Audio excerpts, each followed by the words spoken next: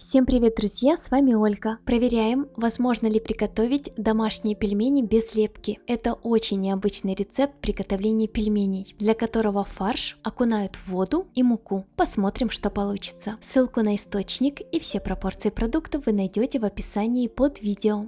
2 средних или 1 крупную луковицу весом примерно 150 грамм нарезаем на крупные куски. Лук измельчаем в пюре. Если у вас нету измельчителя, вы можете лук нарезать мелким кубиком. По желанию можно добавить 1-2 зубчика чеснока. Далее нам понадобится 500 грамм фарша. По идее подходит любой фарш, но есть нюансы с куриным фаршем. Чуть позже я их покажу. В данном случае у меня фарш свиной. Добавляем к нему измельченный в пюре лук. По желанию небольшое количество петрушки, у меня треть пучка, мелко нарезаем. И также добавляем в фарш. Затем его солим, примерно 1 чайная ложка без горки. И добавляем черный молотый перец по вкусу. Продукты перемешиваем. Далее берем 1 чайную ложку фарша и катаем шарик. Со свиного, говяжьего или смешанного фарша шарики катать удобно, они хорошо держат форму. В некоторых видео советуют шарики из фарша подморозить, чтобы проще их было обвалять в воде и муке. Мы сейчас это проверим. Первую партию мясных заготовок буквально на 30-40 минут, максимум 1 час, ставим в морозилку.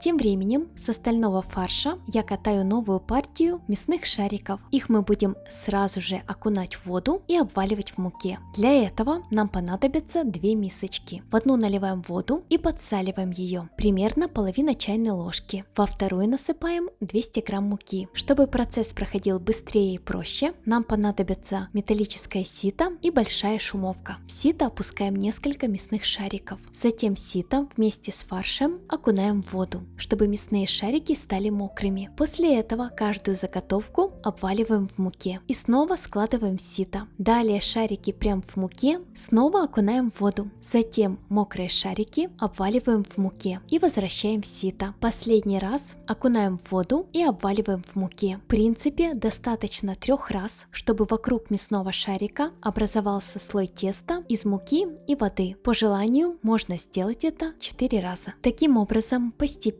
все мясные шарики опускаем в воду и обваливаем в муке. Сделать это несложно, и вы сами наглядно видите, что ничего не разваливается.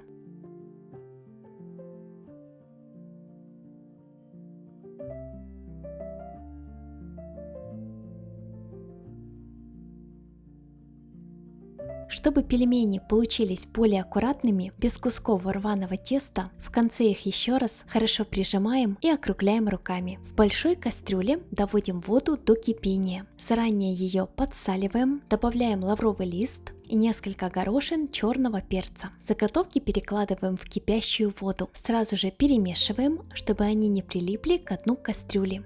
Ну а пока пельмени варятся, я хочу организовать для ребенка классное развлечение. Сейчас покажу. Нажимаю «Создать песню». Далее «Открыть SoundSeed». После этого подбираем тему песни. День рождения, любовная, мотивация. У меня будет шуточная. Я выбираю поп. И в разделе подробности нужно указать имя, для кого эта песня, а также чем любит заниматься дорогой для вас человек. Мне кажется, получить именную песню в подарок будет приятно каждому. Особенно если это день рождения, годовщина, какой-то особый праздник для вашей семьи. Буквально за 1 минуту текст песни готов. Если вам что-то не понравилось, его можно отредактировать. Если все нравится, создать музыку. Ждем 2-3 минутки и все готово. Как видите, я успела, пока варятся пельмени. Я для тебя создала уникальный трек. Хочешь послушать? Да. Давай.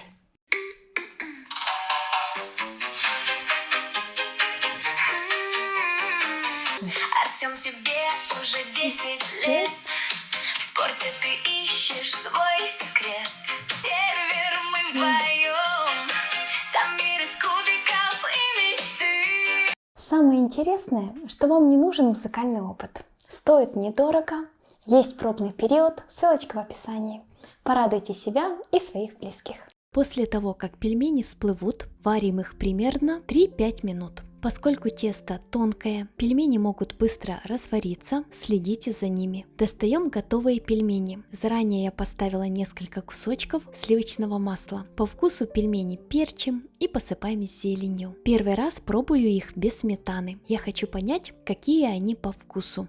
Друзья, это самые настоящие домашние пельмени с большим количеством мясной начинки, сочные, с тонким тестом. Внутри даже есть бульон. Получается очень вкусно.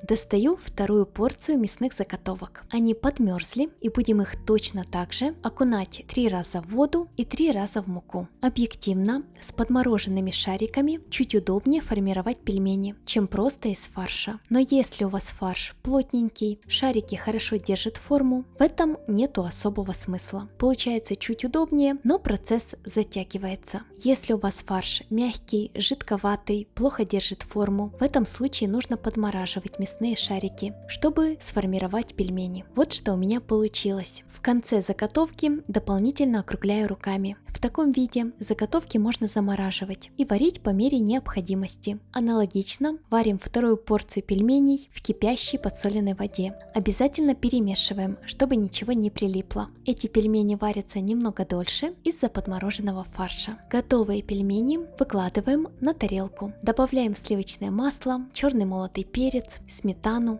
и зелень. Что сказать? Рецепт рабочий на 100%. Получаются вкусные домашние пельмени. По вкусу они ничем не хуже классических. Готовятся проще и быстрее, но повозиться немножко все равно придется. С данного количества продуктов получается порция для 2 человек.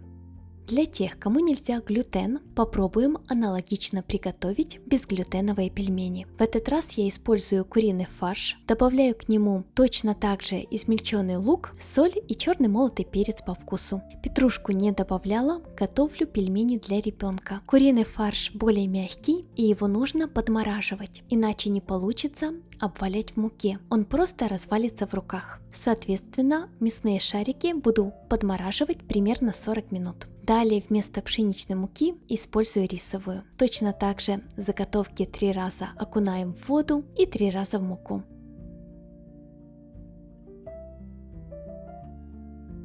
Переходите в мой телеграм-канал, я всегда на связи, всех жду. Вот что получилось. Варим безглютеновые пельмени аналогично в подсоленной кипящей воде. К сожалению, сразу же видно, что мука растворяется в воде, а не остается на поверхности мясного шарика. Глютен в пшеничной муке, как клей, держит всю конструкцию. За счет этого образуется слой теста. Таким образом, получились фрикадельки с небольшим количеством муки, а не пельмени. Практически вся мука осталась в воде. Очевидно, что с безглютеновой мукой этот рецепт не работает. Ну что, друзья, спасибо всем, кто досмотрел этот ролик до конца. Поддержите это видео лайком и подпиской. Всем желаю мирного неба над головой. До новых встреч, мои дорогие. Пока-пока.